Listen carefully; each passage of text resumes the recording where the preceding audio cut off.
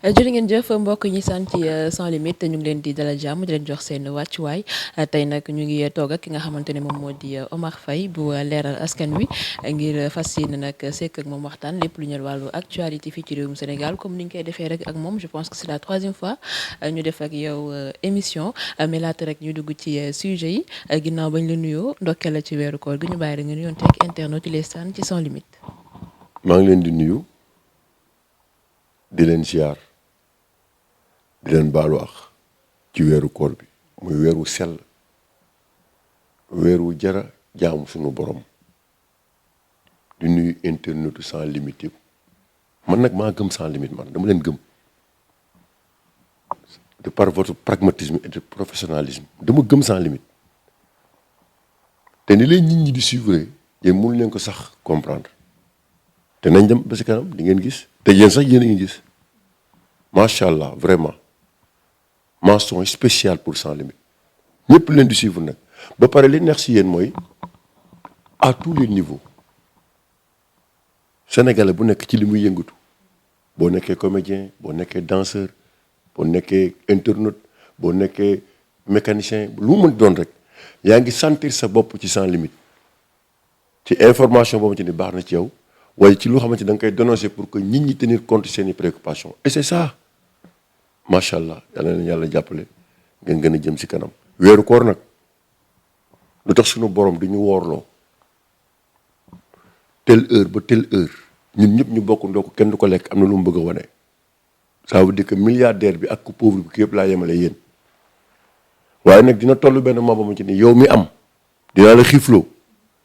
kii pour que bu beneen ne bu koor gi jeexee yow nga xam li xiif mel ba li la suñu borom di jox ne ci jox ki nga xamante ni amul. kooku élément significatif la ci weeru koor moo tax suñu borom ne maa koy fayal sama bopp yónni ma kenn maay toog di ko fayal sama bopp donc weeru promotion la weeru promotion bi nag li ci ëpp solo mooy jël sa xéewal di ko jox doomu aadama yi te ci mbetteel nag du am bës du am dara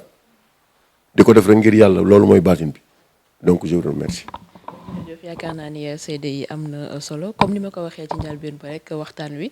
day tourner autour de l'actualité yi nga xamante ni moom moo gën a marquante jamono ji te mënuñ wax actualité te waxuñu conseil présidentiel bi nga xamante ne nii moom moo am ni ki barki démb président nag daal di génn jagleel ko ñi nga xamante ne moom moo di ndaw ñi daal di rek wax ni moom il reste à l'écoute de la jeunesse en tout cas ndax xam na seen problème moom moo di xëy bi nga xamante ne ni daal ñoom ñëpp dañoo wax ne rek moom moo di problème mu ndaw ñi ñu bëggoon a xam déjà régler le problème de l'emploi au Sénégal l'emploi des jeunes ndax dina doon loo xamante ne nii dina yomb d'autant plus que moom wax na ni c'est pas un combat qui se gagne en une journée. xam nga wax na ko il faut ñu xam lan moo indi motivation bi lu tax président organiser conseil présidentiel pour l'emploi des jeunes. il a fallu que xale yi yëngatu wane seen bopp wane ne kontaan nañu ci ñoom mu door ko def d'abord premier échec ngoo ça veut dire que loolu bu amul woon tey du def conseil présidentiel. deuxièmement plus de presque 100 milliards de 2012 à nos jours Macky Sall def na ko ci emploi des jeunes foo la jaar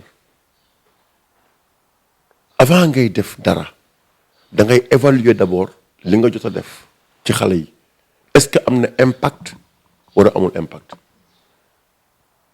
ñàkk bañ a am impact boobu moo tax xale yi yëngatu ba nga organiser conseil présidentiel mais terewul structure yi fi ne woon ba léegi ñoom si ñoom nga nar a sukkandiku waat amul benn changement foofu la mën a dem. Chose te mooy que ni 75% de la population sénégalaise en tout cas c'est constitué de jeunes là on parle de dividende démographique donc est-ce que réellement tamit l'État mën na assurer 75% nit yooyu noonu nga xamante ne ni ay jeunes lañ soxla emploi est-ce que État mën na leen ko garantir. mënu ko d'abord suñu économie bi ñu am ñun mënul garantir xale yëpp liggéey nous avons une économie fragile. donc mënu ko alors que actuellement président dafa bëgg gëmloo xale yi ne leen il y a possibilité de faire de vous des acteurs de développement alors que mënul mënul nekk mënul ne c'est-à-dire il faut mu wax ak nit ñi dëgg wax li am il faudrait pas que muy révélo xale yi au lieu moom mu construire un monde de rêve il est en train de nous faire rêver et de faire rêver les jeunes te loolu day def effet boomerang boobu nag mooy dal ci kawam mooy ces mobilisation yi xale yi def nii parce que tey mënuma concevoir nga ne da ngay def emploi des jeunes alors que xale yi amuñu formation dis-moi formation bi. on a mis en place 3 FPT. waaw ba léegi xam nga il a mis en place cette structure mais actuellement on doit aux écoles privées 14 milliards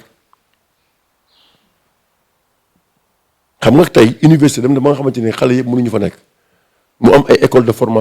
formation yi président yóbbu leen foofu ñu état bi yóbbu leen foofu ñu leen ñuy jàng si école privée yi mais école privée yi on leur doit 14 milliards l'état est incapable de les payer tey nga bëgg a jël ne da ngay créer emploi pour les jeunes avec qui regarde dans ce pays sur les 75% des jeunes yi nga wax les 60% gerte la ñuy jaay CD la ñuy jaay ndaamaraas la ñuy jaay ci mbedd mi la ñuy nekk di jaay ay kawas comme ni ñu ko wane woon démb barki démb kuy jaay kawas mu xamal ko ne ko lii am naa ci yaakaar mi aw ma ko ma accompagner ba pare tous les marchands ambulants qui sont là à Dakar on les considère comme des étrangers dañ leen di fekk ñuy jaay police fekk leen foofu di leen maate di leen menacer di teggi li ñuy am di dem mais amuñu benn structure fan la ñuy dem ci ban infrastructure la ñu nekk wala ñu taxaw pour mën a jaay ñi mën leen fa fekk mënul nekk. récemment FONGIP ki ko jiite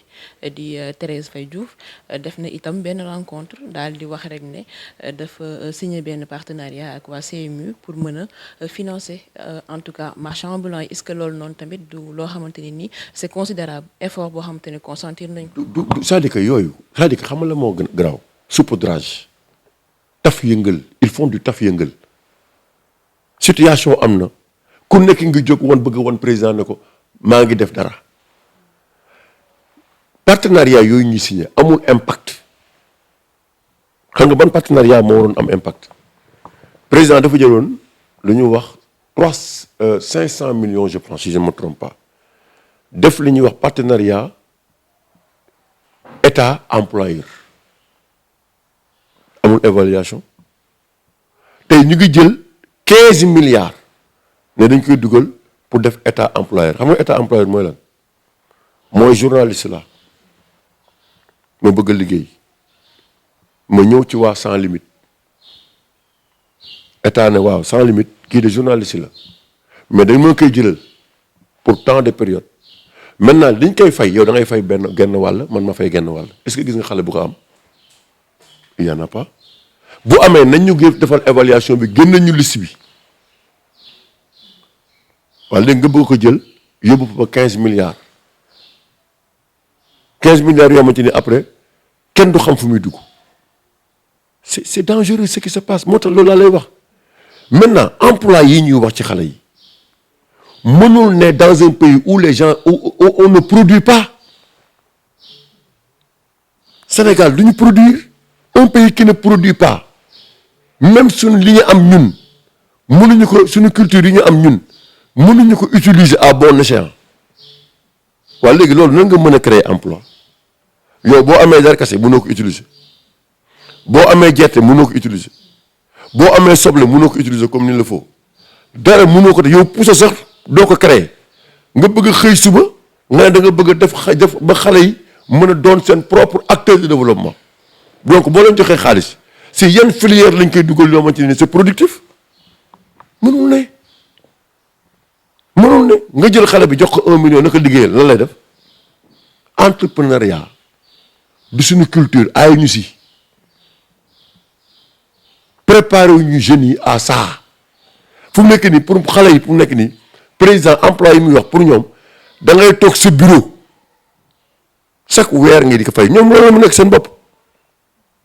mais pas jox la xaalis à ce que nga liggéey après nga rembourser ñoom gisuñu loolu te ñun suñu jeunes yi préparé wu ñu leen à ça.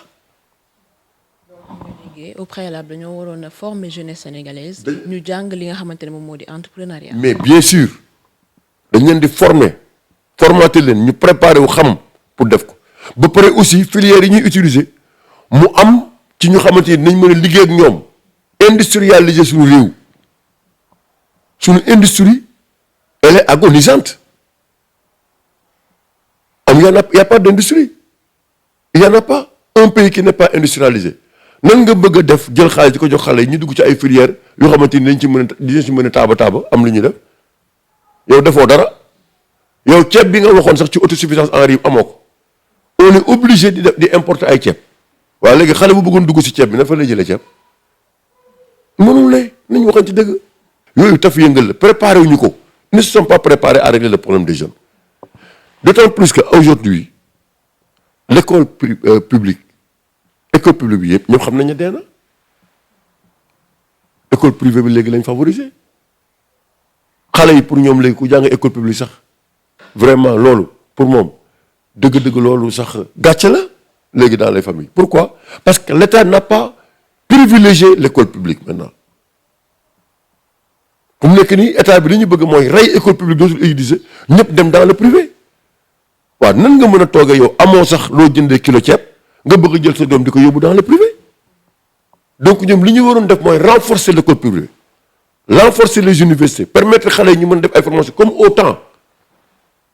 comme ni ñu daan defee la gratuité des fournitures scolaires daan préparer élèves bi à partir du primaire ñu ngi daan gis yëpp les grands joueurs les grands basketteurs ñi daan def handball ñi daan def athlétisme fa lañ daan génne UASU la foofu lañ daan def préparer mais yooyu yëpp ça n'existe plus daawul exister léegi nekk maintenant nga bëgg a privilégier l'école privée au détriment du public waaw nan nga mën a xale yi defaree nañu waxañ ci dëgg bàyyi ay affaire u caaxaan yi ñuy def mënoo jékki-jékki xëy suba ne tu vas mettre 450 milliards chaque année tu mets 150 milliards pour faire quoi pour utiliser ay structures yoo xamante ni déjà elles ont montré leurs limites et leur échec par rapport à ça donc jeunes yi moi je pense que waroon na trouver benn alternative toutes les industries les industries étrangères wala les sociétés étrangères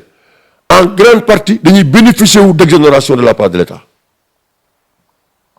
boo duggee ci BTP ñoo fa nekk Eiffage ak Henan Chine marché lépp luy tali travaux publics ñoom lañ ko jox nga ñëw ci wàllu hydrocarbure koo ci gis Total moo yor gaz moo yor pétrole bi moo yor toutes les stations yoo xamante ni ñoo nekk ci réew mi boo demee port ko fa fekk Bolloré ak Necotrans France la boo demee ICS ko fa fekk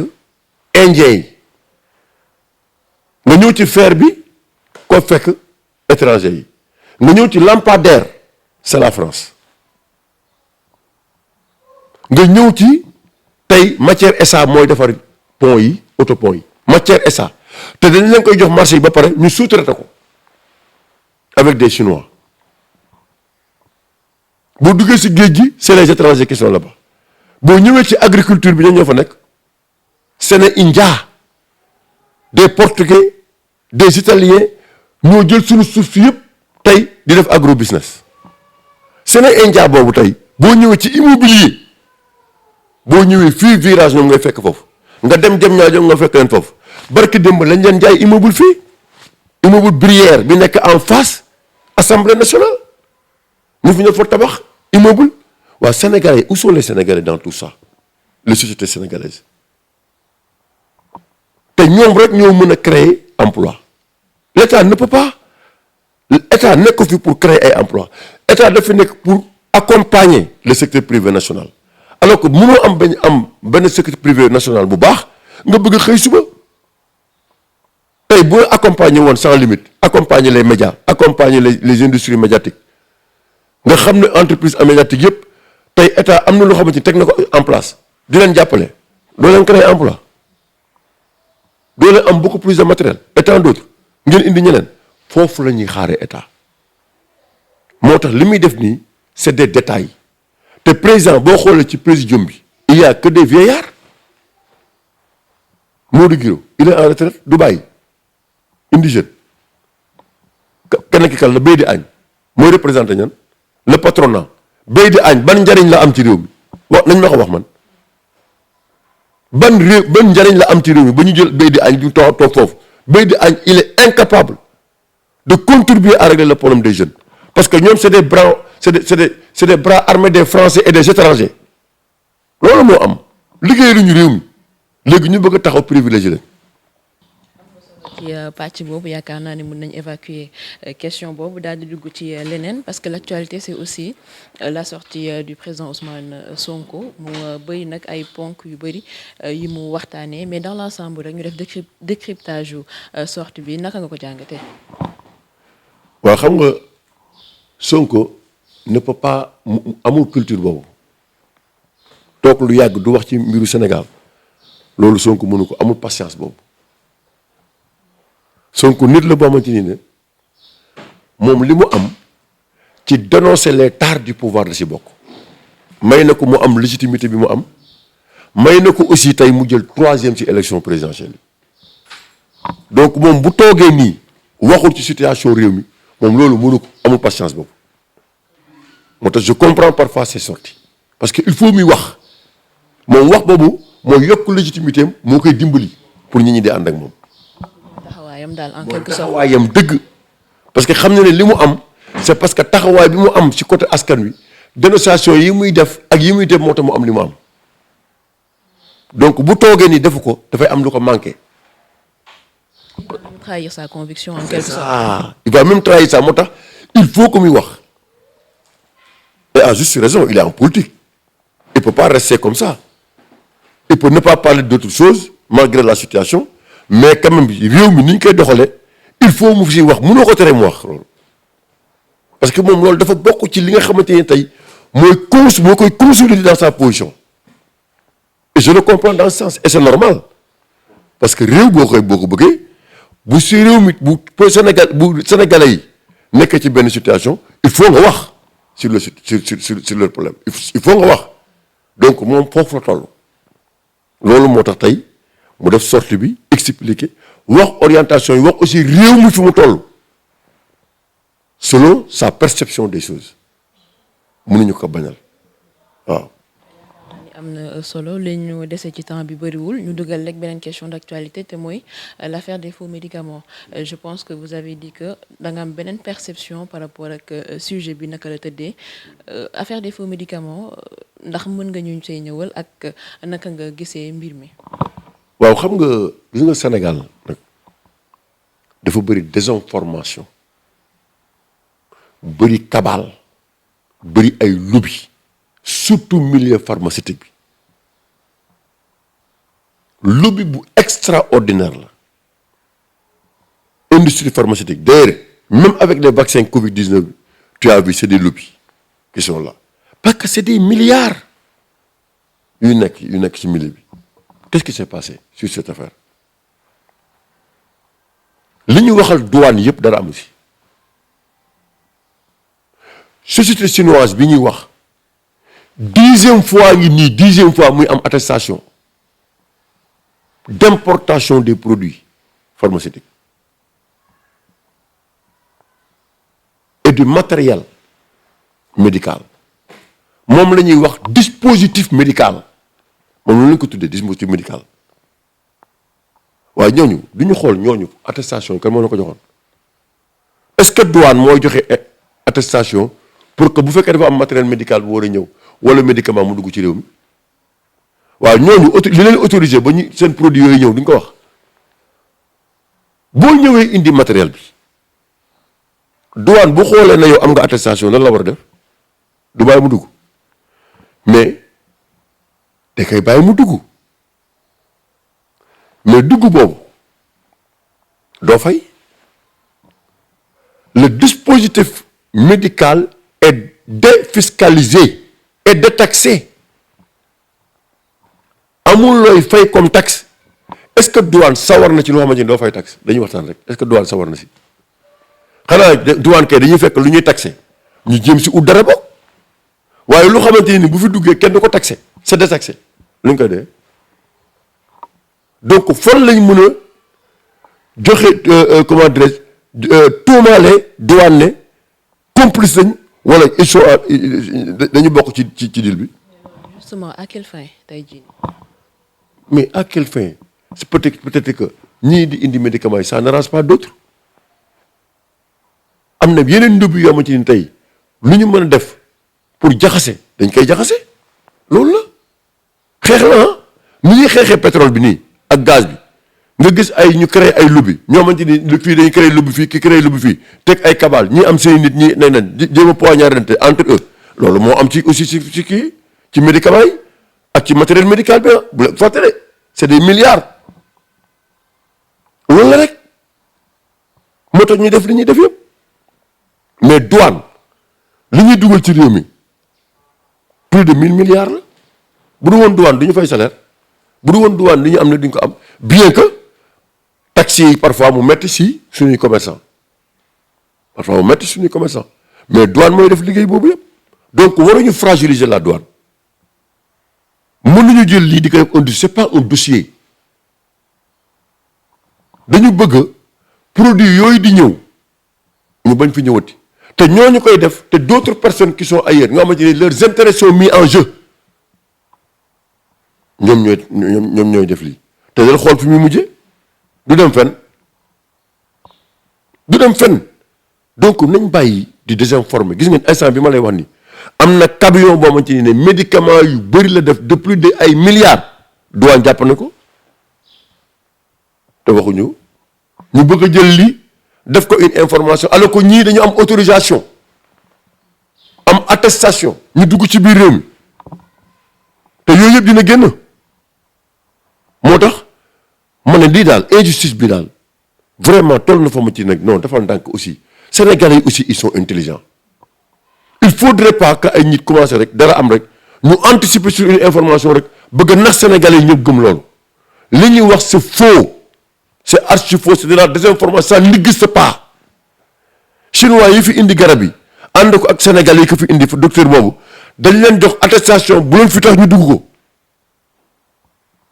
nañ bàyyi douane bu ñu leen remercier wul le directeur et son personnel waruñu toog leen xagar si ce dossier parce que la douane n'a rien à voir noonu la demee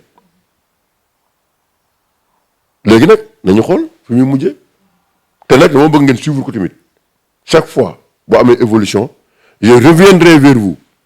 ne leen il y a telle évolution sur tel dossier. donc ñu xool nag fan la waanante di mujj ak ay gëtam yaakaar naa ne loolu la ko Olof Ndiaye di waxee alors ñu ngi ci jeexintalu émission bi ñu baale rek nga joxe say kàddu yu mujj. li ma bëgg mooy dama bëgg dossier Sonko ak Adji Sarr surtout laa bëgg wax ñu bàyyi dossier boobu. yoon def lu muy def xam nga tax man maa déglu Sonko man mu ne nañ gaawantu enrôler dossier bi ñu dem tribunal dégg nga ko wala dégg waa kay et c'est là où les Sénégalais attendaient Sonko te def na ko c'est-à-dire que loolu bu ko deful woon gis nga comme ni mu demul bi mu waxee ne day dem du dem man mi bokkoon naa ne Sonko na dem au nom pour l'honneur de ses enfants pour l'honneur de sa femme et pour son image bu demul rek du baax yàlla def mu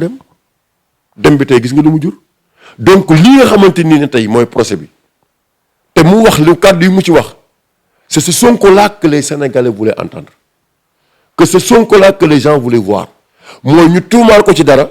mu gëm ne moom en âme et conscience amul li ñu koy tuumaal dara amu si n'est-ce pas mu ñëw taxaw ne nañ dem procès c'est ça que les Sénégalais attendaient jarul coow léegi moom accepté na ne nañ dem procès te nañ enrôler dossier bi ni mu gën a gaawee c'est normal